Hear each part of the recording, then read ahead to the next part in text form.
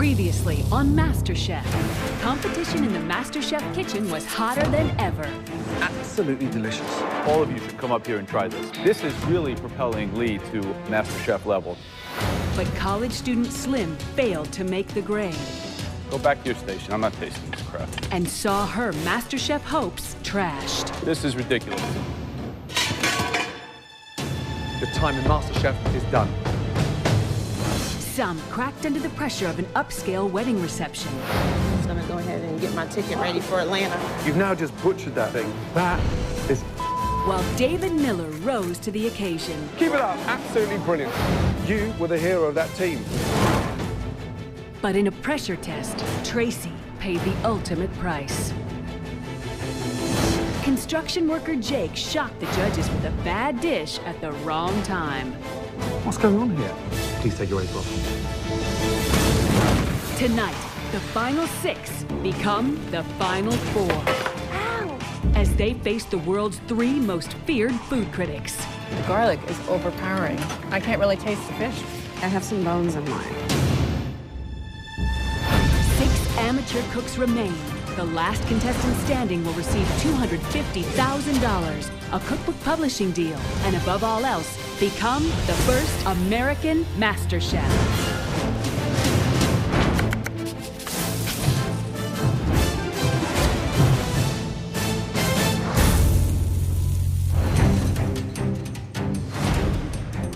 After 6 grueling weeks, the MasterChef competition has reached its final stages. Good morning. Chef, from all that sea of people that entered the MasterChef kitchen for the first time, it's just us left. It's right there. All I need to do is just grab it. I'm the most confident and powerful chef in this kitchen. I can win this. 1, 2, 3, 4, 5, 6 of you. Currently, the best 6 amateur cooks anywhere in America today. And one of you is going to be crowned the first ever MasterChef.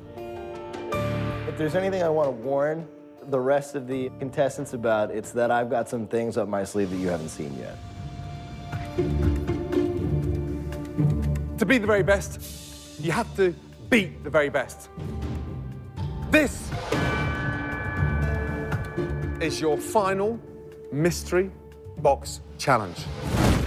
In their final mystery box challenge of the season, the contestants have to cook and prepare an amazing dish using only the ingredients inside the box. They must do this in just 1 hour. Excited? Yes, Chef. Absolutely. Because the cook that creates the most stunning dish with the ingredients under that box will have a huge advantage in the next stage of this competition. Are you ready to lift those boxes? I thought that in the mystery box today, we would have something crazy and kooky. I'm like, oh, it's gonna be a big, long, slithery, like, eel, and I'm gonna have to touch it. This is the last mystery box challenge, and I'm hoping, give me some ingredients that I can work with. On the count of 3. 1, 2, 3.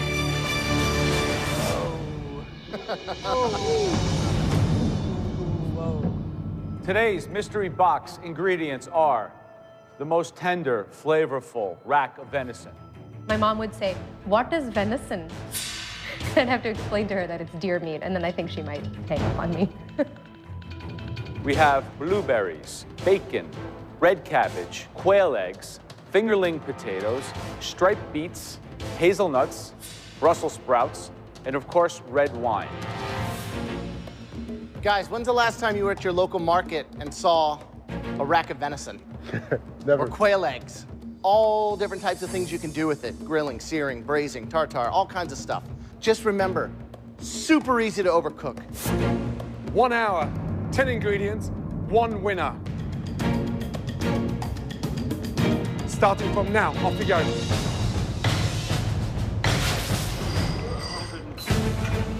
Game time, baby, game time. Right now, I'm working on my roasted Brussels sprouts. I am used to cooking deer. I'm a Southern girl, and in Mississippi, we eat deer like it's going out of style. gonna try a blueberry red wine sauce. I would love to win a mystery box challenge. I haven't yet, so it would be really nice. Not having a lot of experience cooking meat, I think that's gonna be the challenge here for me.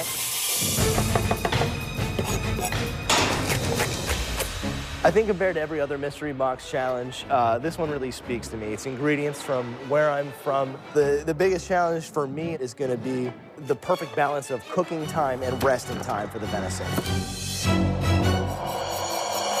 The level of concentration is phenomenal. No one's running around crazy, and they are seriously in the game. They're very focused on just staying in their world. Their cutting board is like their restaurant. We're asking to create a restaurant quality dish, so there has to be some components and some complexity. It doesn't have to be overcomplicated, but it has to show technique and thought. Right, David, what are you doing? I think I'm going to stick with a filet style. I like wrapping it in bacon. On the bone or off the bone? It's going to roast it on the bone. On the bone? Yeah. It's a red wine base? Red wine base, yes. When are you going to start cooking the venison? When About 5 minutes in. Okay. Right, Sharon. 1, 2, 3 different sauces. How come we've got 3 sauces on here? This is a soup. It goes with the one way of the venison, and the other venison is going to go with 2 different sauces. So there are 3 sauces. One dish has got 2 sauces on, one dish has got 1 as a soup. This is a broth. A broth. Yeah. Okay. You're not doing it once, you're doing it twice. Not doing 1 sauce, 2 sauces, you're doing 3 sauces. Correct. Is that nuts? Nuts? Yeah, you're being polite. All right, Whitney, what's happening? What are you doing? Are you boiling these? I'm trying to get the flavor off of them so I can try to make it gravy.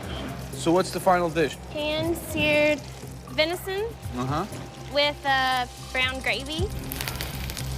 Okay, Lee. Got a blueberry coffee sauce. I'm braising some of the beetroot as well as the beet leaves and the cabbage. So coffee and blueberry sauce with the gamey venison. Absolutely. Whitney did some nice mixed oven roasted vegetables and got some really nice caramelization and browning on the vegetables and the potatoes in the oven. You wouldn't put a roux-based gravy with a loin of venison. It's the Rolls-Royce cut. Absolutely. David Miller, I saw some really good butchering skills from him. Great potential there. The only downside to what he's done is cut the venison chops so big, it's going to take a long time to cook in the center. Guys, 30 minutes to go. Halfway there, guys. How are you cooking the venison? Okay, right now I have it testing. Just wanna. Oh no! What's the matter? That's way overcooked, yeah. Okay. That's going to taste like Gandhi's flip-flop. Where's the red wine sauce? Where is it? Yeah. I haven't started it yet. Sauce should be on reducing down. Okay. And so far, with 34 minutes gone, all we've done is overcooked a piece of venison. Oh my God, I have 30 minutes to like cook my entire dish. I started freaking out.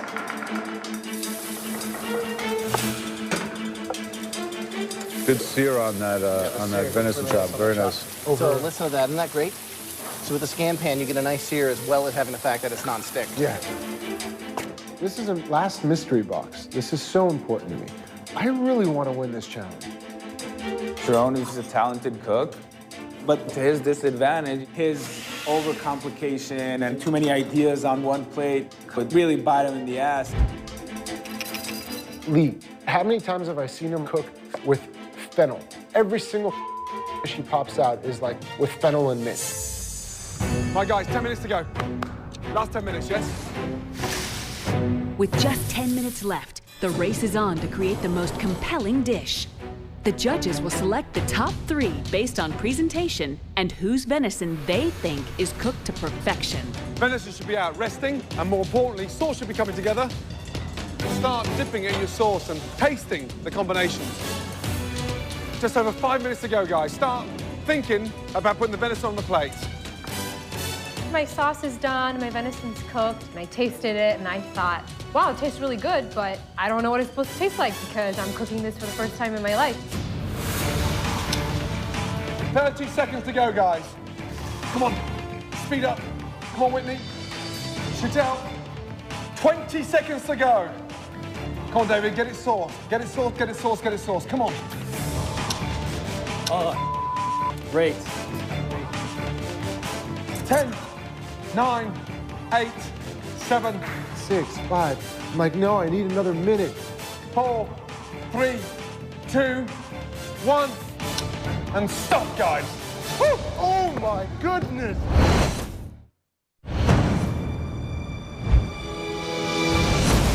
Ten, 9, 8, 7, 6, 5, 4, 3, 2, 1. And stop, guys. Oh my goodness! All right. Stand back from your stations. I was second guessing, and I thought, wow, it tastes really good, but I don't know what it's supposed to taste like because I'm cooking this for the first time in my life. You all started off with the most amazing venison.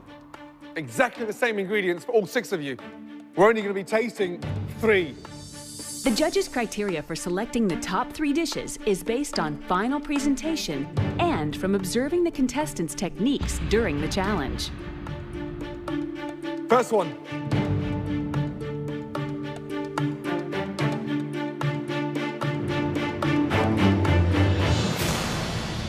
Chitel.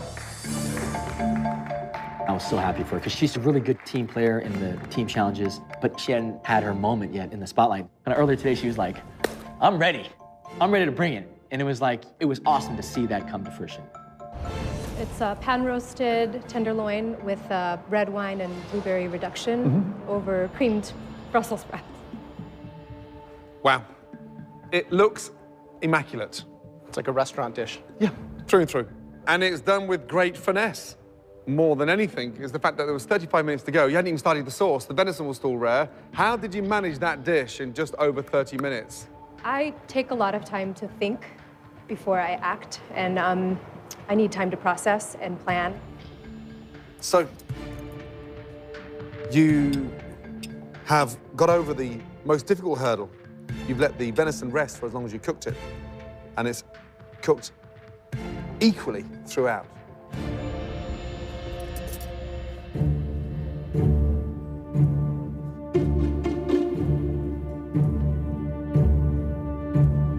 So you've made that become a dream come true. The texture of the venison is superb. You've got that bite in the Brussels sprouts, but you've managed to combine this acidity with the richness of the game, and it works brilliantly. That tastes as if you've cooked it 1,000 times. Amazing. Thank you.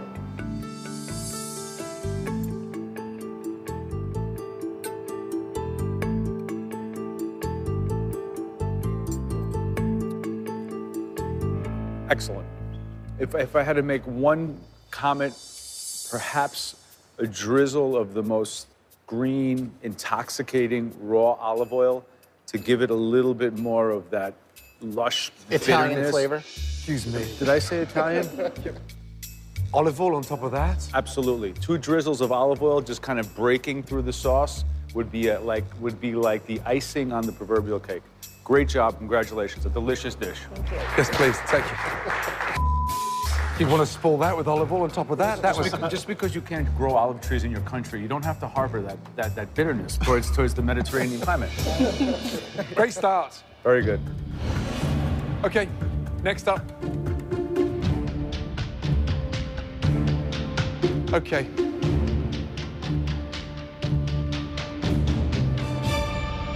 Whitney, let's go. Come forward. Hearing Whitney's name called, it's not surprising. She's been in the top 3 on many occasions. She just has this natural ability and not surprised at all. Describe the dish for me, please. Okay, I have a pan-seared venison, and then I made a gravy from roasting the bones and the meat. And then I have roasted Brussels sprouts and fingerling potatoes. My one concern is the gravy. I give you the most amazing cut of venison, and you go and stick a gravy on it. Yet red wine was there, and it's almost like the venison's got the wrong coat on. How many times have you cooked venison? My dad hunts, so it's usually at least once every year during the fall.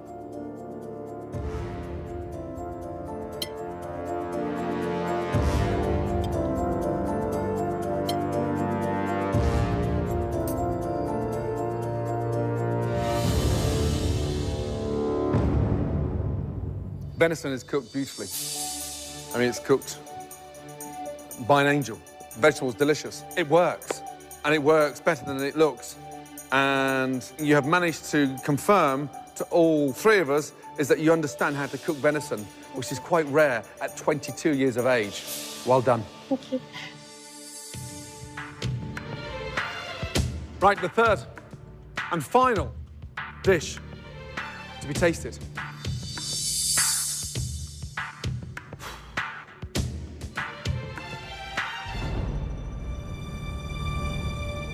Sharon. Not being selected for the top 3 is a little frustrating. I felt like my dish was right on. You know, Sharon had so much going on his plate, and I felt like I did a better job that I really deserved to be in the top 3 today. Okay. I decided to go with the seared venison. You've got a tartare and a couple different sauces to accompany it. Can we just talk about the obvious for a second here? The plating is a disgrace. You're lucky you're even up here. It's like Salvatore Dali on crack. Tell us what it is. The venison got shot in the woods on the plate and moved to what? The reason why you're up here is because that venison is cooked perfectly, and it's cooked on the bone. It's the vomit to the side of the plate I'm struggling to understand. Okay, someone dropped their eyeball on the plate? What is that thing? It's a quail egg. You got a quail egg eyeball running through the center. If you can follow me through it, is... Yeah, no, I'm not gonna follow you. Are you crazy? No. I'm gonna go there, on top of there, and I'm gonna eat my venison that way. It's oozing pink, gamey deliciousness.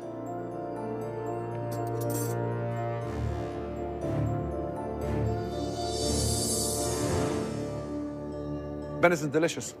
Beetroot's nice, acidic, wonderful. Delicious, slow down. You're too complex. I'd love to strip 1/3 of you off, and I think underneath those layers there's a talent. Fine. As for the eyeball, what a nutter. I try to make it look like I was a walk through the woods. You know? It looks like a walk through a crime scene. I mean, literally it does.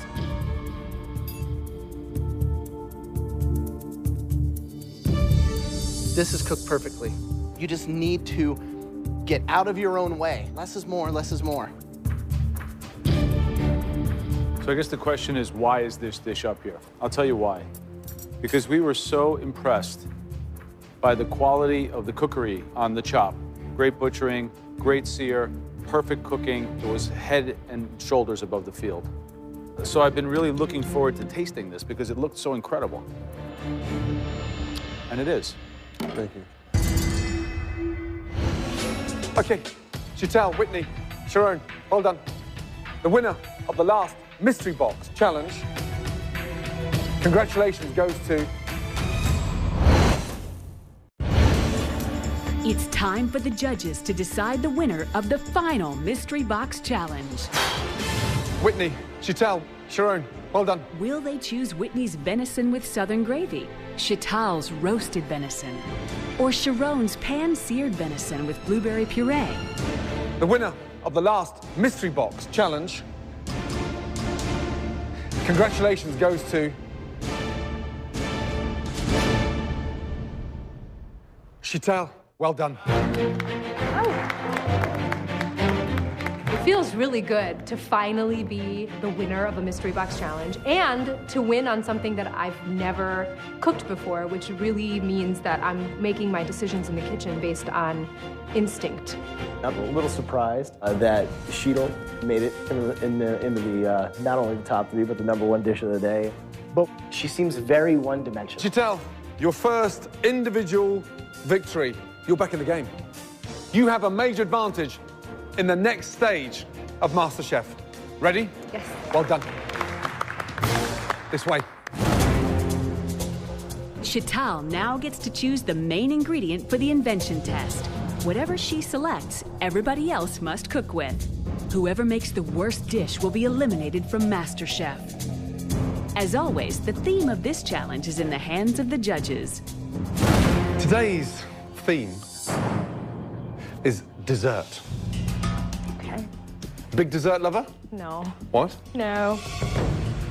Well, time to start thinking sweet thoughts. Yeah. You're faced with a huge advantage right now because on what you select, everybody else cooks with. Yeah? 3 amazing ingredients.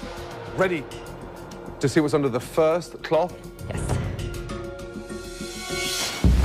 Honey. Beautiful. From lavender honey, honeycomb, raw honey. Let's see what's under number 2. You have a plethora of different berries. Things from the ordinary, like strawberries, blueberries, to things otherworldly that a lot of people never get a chance to cook with. Cape gooseberries, huckleberries, Inca berries. Absolutely unique. Beautiful. Does that light your I'm fire? starting to get a little inspired. Good. Lots of ideas started coming to my mind, including like a pie or like a tort or something. I like to see what all my options are before I choose. From the exotic tropics of Tahiti and Madagascar, we have vanilla in all its forms. We have vanilla beans, vanilla powder, vanilla extract, vanilla tea even. Vanilla, vanilla, vanilla. You've got to really think about this choice. And who's your strongest competition? Who's the one that you're most feared of out there? Whitney. Whitney. She knows dessert. 6 of you left. Who's the weakest? David Miller. Think carefully which ingredient you're going to choose. I have to choose right this second. Right this second. I'm drawn to the colors on the table, but I might be shooting myself in the foot, but I'm going to go with...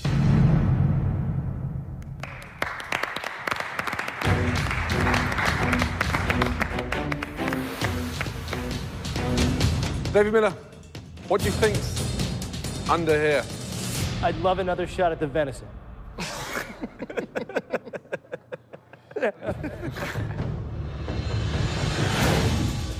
Today's theme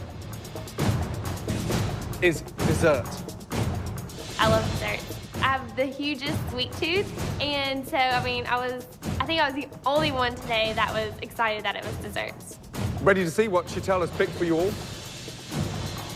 The options were the most amazing vanilla, the most amazing array of berries, and then the most amazing honey. Chantel's choice is vanilla. Oh my God, what goes with vanilla? What goes with vanilla? An Asian family, we ate fruit. That was dessert, The rest of you will have half the time Chantel had, 2.5 minutes, and your time starts now. Off you go. With an elimination at the end of this challenge, the dessert theme has distressed even some of the most confident contestants. I really didn't have a clear idea of what I'm going to make, but, vanilla it is, so here we go. I'm getting like double of everything because I'm thinking, if I don't have enough time, I'll make it again. Flour, vanilla, sugar, I grab some brandy. I go to the fridge, I grab some cream. Oh my God. Oh. I'm just pulling as much as I possibly can because at this point, I'm not really certain how am I gonna do this. Right, 90 minutes to make the most amazing, stunning dessert. And on the back of those desserts, one of you will be leaving Masterchef. 90 minutes, starting from now. Off we go. I'm gonna make a vanilla creme brulee. I don't do dessert, I don't eat dessert, I don't like dessert. So, there's a lot that could go wrong. I'm making vanilla sponge cake layered with a vanilla custard. I've never made this before. I am making a butterscotch Napoleon with 3 different delicious nuts. 90 minutes, there's no excuse. Something absolutely stunning. Well, certainly we're seeing the most significant challenge, I think, so far, because here comes together the technical science aspect of baking, the creative aesthetics of decoration and impact. Yeah. Whitney's definitely the baker in the bunch. I think Sharon has a propensity for overthinking things as opposed to focusing on one delicious component. Right. And I really think Sheetal's going to come through and make something that's going to be delicate and beautiful. Today, with only 6 left, this should be immaculate. Right, Whitney, what are they? They are profiteroles. Profiteroles. Yeah. So choux pastry is a very difficult pastry to get right. Yeah? And you're putting a little bit of water on your finger to dab down the point so it stops from burning, yeah? And what you put inside the profiteroles? A chantilly vanilla cream. Okay. I can smell the confidence from here. Lee, what do we got going on? I have milk and cream infused with walnut and vanilla. That's gonna go together with my walnut French toast, as well as a plum coulis and a nectarine carpaccio. You're gonna wanna make sure you get as much moisture because, I mean, you're really, at the end of the day, using old bread to try to keep you alive in the final 5. Definitely. Right, David, how you feeling? I'm sticking with the classic. I'm doing the vanilla creme brulee. Vanilla creme brulee. There's 2 ways of doing a creme brulee, isn't there? You could do it over a bain-marie and cook the eggs out like a sabayon and then set them into the mold, which is a lot quicker. Or you can go the dangerous route and put them in the oven. Which way have you gone? In the oven. Mike, how we doing? This is just a basic, like, sort of like my custard pudding that I'm going to be using for the trifle. Where's the vanilla at? Vanilla's actually scalded in the milk. So you're gonna be putting a layer? I'll be putting layers, yeah. And then you're gonna be putting the sponge cake followed by the pear. Then the custard. Oh, man, I think I might have bitten off a little bit more than I could chew. In this elimination, one goes. So what is your strategy here? To stay off the bottom? So do you go safe? Or do you reach for the stars and try? You have to try to win it at this point. You have to, because you're gonna start intimidating the other ones that are still here. All right, guys, listen up. 30 minutes left. 1/3 of the time that was given to you. You had 90 minutes to make a stunning dessert. There should be no excuses and no reason that you're not able to produce. Wow. Cooking is a very calming thing for me. It's what I do at home to, like, relax, is I sit down and I make something.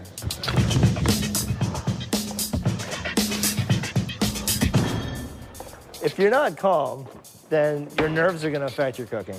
If you let that happen, then, you know, you're just gonna screw yourself.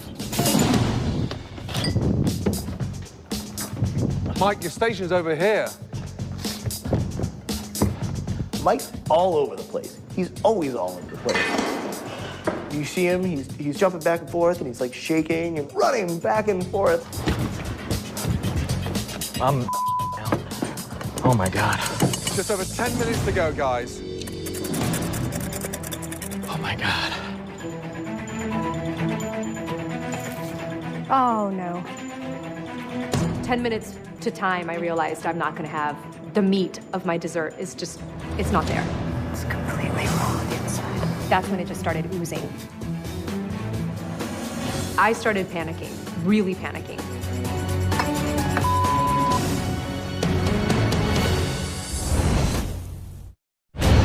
Just over 10 minutes to go, guys. Oh, no. It's completely raw on the inside. With just 10 minutes left, Chantal's dessert looks to be a disaster. She must plate something that can save her from elimination. What I had were 4 garnishes. There was nothing of substance that could be called a proper dessert in any of those components. The big part of my dessert was the sponge cake. 2 minutes to go, guys. You gotta put something on the plate, you know? Figure it out. Oh my. I'm realizing, oh my God, this beautiful vision I had for a trifle is not gonna be nearly what it should be. 1 minute to go. Start putting those finishing touches on those plates and make those plates beautiful. This looks disgusting. 20 seconds to go. My custard was perfect. It really was spot on, so I didn't want to ruin that by over-torturing the top. 10, 9, 8, 7, 6, 5, 4, 3, 2, 1, and stop. Woo! Well done. The judges will taste all 6 desserts. The winner takes an advantage into the next stage of the competition. The person with the worst dish will be going home. Okay, Sharon, let's go. After overcomplicating his last dish, has Sharon played it safe with his dessert? Wow, it's pretty. It's a millefeuille. What's in there? Each layer consists of a different layer of nuts. On top is zabayon with marsala and vanilla.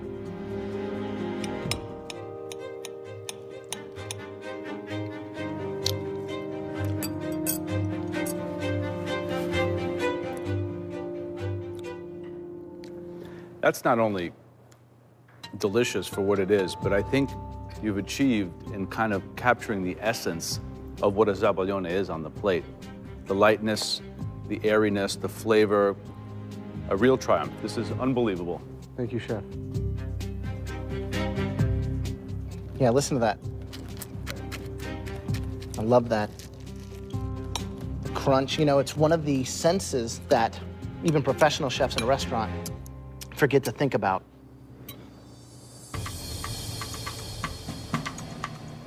That is delicious. Oh, thank you, Chef. Really good job. You can hear it.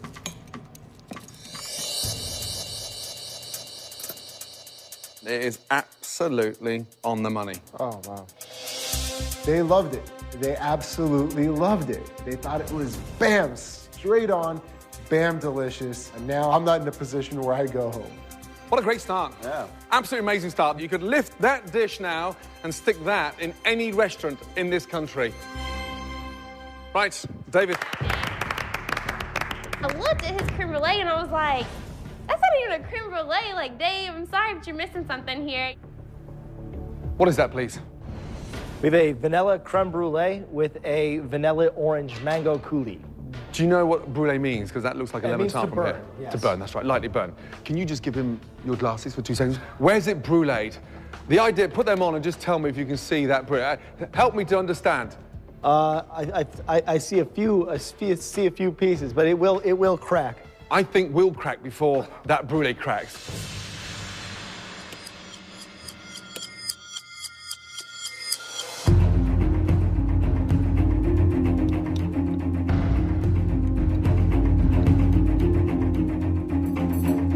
Now, you've cooked a creme brulee the hard way in the oven, Yes, chef.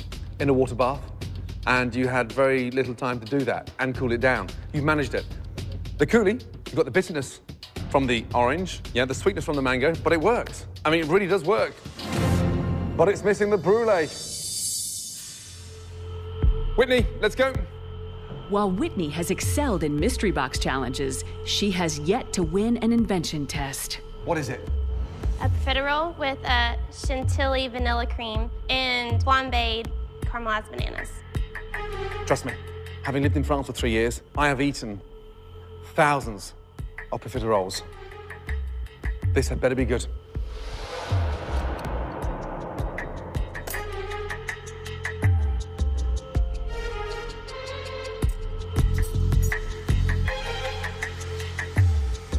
The 5 individuals behind you going into this test today were nervous. If they were tasting that right now, they'd be even more nervous. Good job. So, you flame these in rum? Actually, it was bourbon. Keeping it southern, huh? Actually, the first time I decided to flambe bananas, I was so nervous to go into the liquor store because that was the first time I've ever bought liqueur. So I went in there and I was like, I'm just buying this for bananas. That is kind of sad to me, actually. Super light, very sexy. Very delicious. Good job. It really just made me feel good that overall the judges loved my dish, and I really want to show now that, you know, I can win this challenge. 3 down, 3 to go. One of you will be going home. I looked at my dish and it looked like baby food. 1 layer of mush and then a 2nd layer of mush and then whipped cream. Next up, Chantal. Even if my custard tastes divine, the best custard in the world, I know that the challenge was not about putting custard on a plate given 90 minutes. The real question, where is your dessert? Because that's not it after 90 minutes. Let's get that right. That's half That's of the it. best that I could do given that my sponge cake didn't cook. So, what's in the bowl? It's a vanilla custard with vanilla and pear coulis and a vanilla whipped cream. I was really riding on your energy today. I love your idea. I was expecting a lot, so it's a personal disappointment to have to taste a half-completed dessert from you.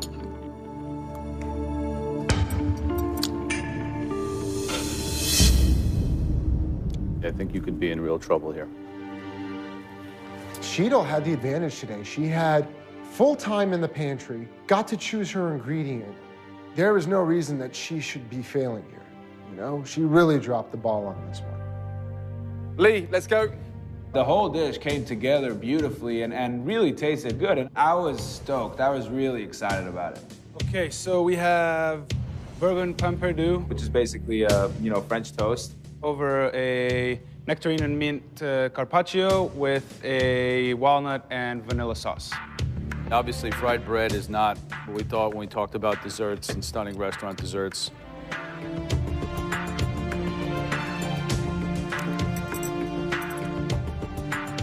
This is simply bad. Bad as a dessert. It's even bad as breakfast. Okay, Mike, let's go. Walking up to the judges' table, I'm a bit nervous. There's a lot on the line right now for me. I'm just praying the judges might have a little bit of mercy on me today. It's a pear poached trifle with sponge cake underneath. It's been drizzled with vanilla scented brandy. What is that froth? It's basically the egg whites that were sort of, I folded it in because I didn't have any other thing to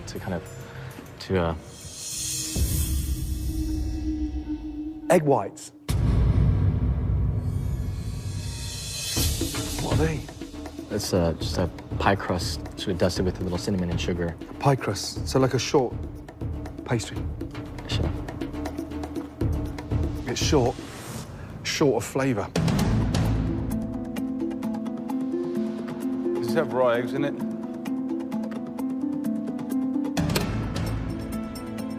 Does it have raw eggs in it? There's a sort of Yes or no? a meringue. I mean, you know, the egg whites beaten. It's an easy across. question. Does it have raw eggs in it or not?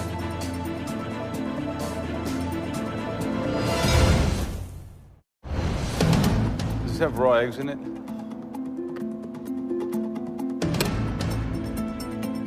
Does it have raw eggs in it? There's a sort of Yes or no? a meringue. I mean, you know, the egg whites beaten. It's an easy across. question. Does it have raw eggs in it or not?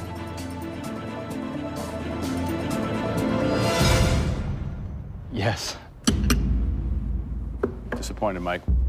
Go back to your station. After tasting all 6 dishes, the judges must decide which desserts rose to the occasion and which fell short. The cook with the worst dish will be leaving Masterchef. Okay, David, Sharon, Whitney, 3 stunning dishes. Sadly, there can only be one winner. And the winner has a huge advantage in the next stage of MasterChef. Jerome looks like he is probably gonna be my biggest competitor, but I'm not worried. I know I can win this. I thought my dish was spectacular. I'm going in this feeling like I can own this, I can do this. Congratulations.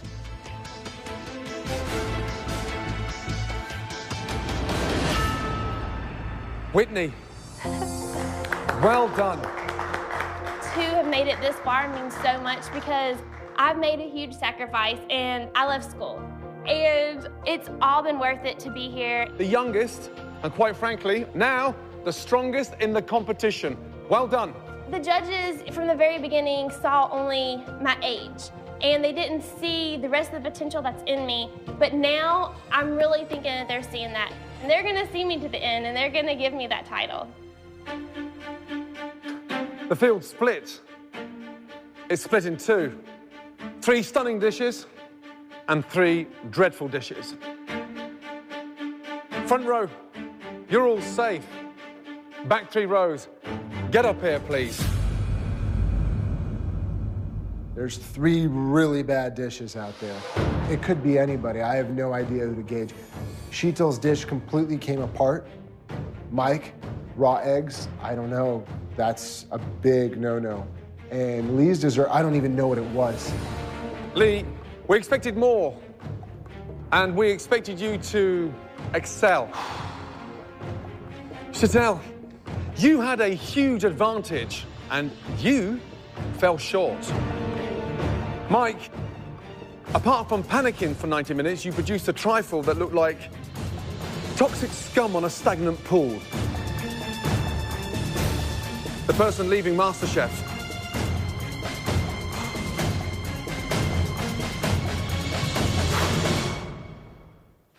Lee.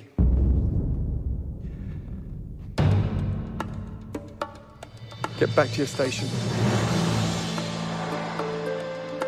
Thank you, Lord, for salmonella and Mike serving raw egg on the plate. And Cheeto's dish was so unfocused and so simplistic in her way, like she always is, because that's my savior right there. The person leaving Masterchef.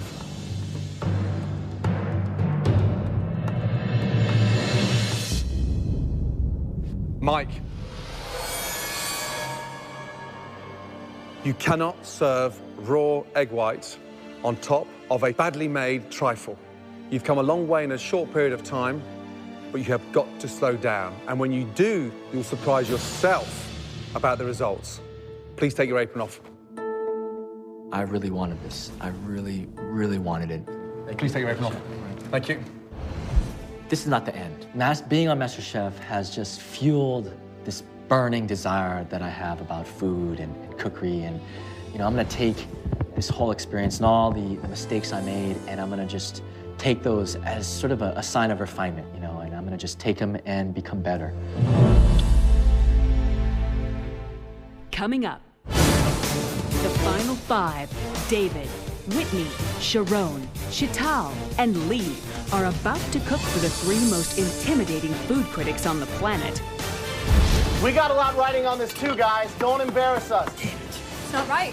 I can't really taste the fish. You notice I didn't eat mine. But first, they have to catch their ingredients. Yes! The 2 who create the lowest scoring dishes will face the dreaded pressure test, where one more contestant's dream of becoming America's first Master Chef will come to a bitter end.